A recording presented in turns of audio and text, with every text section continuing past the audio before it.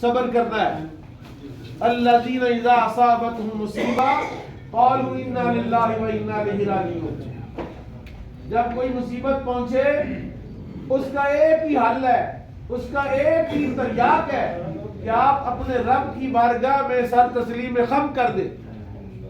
حضرت مجدد الفسانی شیخ احمد سرہندی رضی اللہ تعالیٰ عنہ سے کسی شخص نے, کسی عالم نے وصیت کا سوال کیا کہ مجھے کوئی نصیحت کرے, وصیت کرے. تو آپ نے فرمایا کبھی بھی اللہ تعالیٰ نہ بننا اور کبھی بھی اللہ کا رسول بننے کی کوشش نہ کرنا. اس نے کہا توبہ کیجیے حضرت, میں اللہ بننا اور اللہ کا رسول بننا کیا بات کر رہے ہیں, میری سمجھ میں نہیں آیا. انہوں نے کہا سیدھی بات ہے, ہر خواہش یا اللہ کی پوری ہوتی ہے یا رسول اللہ کی پوری ہوتی ہے, اور جب تیری خواہشیں پوری نہ ہو تو سمجھ لینا کہ تو بندہ ہے. اس لیے مجید صاحب کے لیے یہ بہت بڑا صدمہ ہے.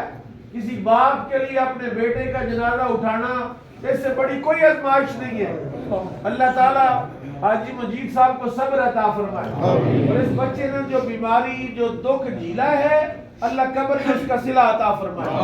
میرے نبی کا فرمان ہے صلی اللہ علیہ وسلم, آپ نے فرمایا مومن کو کانٹا بھی چبھتا ہے اللہ اجر دیتا ہے, بخار بھی چڑھتا ہے اللہ اجر دیتا ہے, سر میں درد بھی ہوتا ہے تو اللہ اجر دیتا ہے.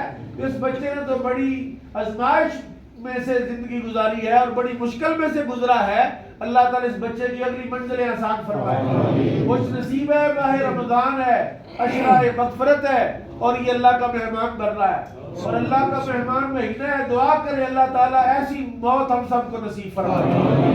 نیت سماعت فرما لیں. 4 تکبیر نماز جنازہ فرض کفایہ ثنا واسطے اللہ تعالیٰ کے, درود واسطے نبی کریم صلی اللہ تعالیٰ علیہ وسلم کے, دعا واسطے حضرت میت کے پیچھے امام کے اللہ اکبر. ایک چھوٹا سا اعلان ہے بڑا ضروری کہ اس بچے نے اپنی زندگی گزاری ہے اسی معاشرے ماحول میں.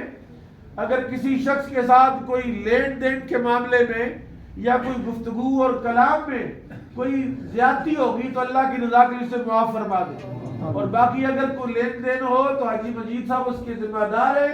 اللہ تعالیٰ جو ساتھی احباب رابطہ کرنا چاہیں وہ رابطہ کر سکتے ہیں.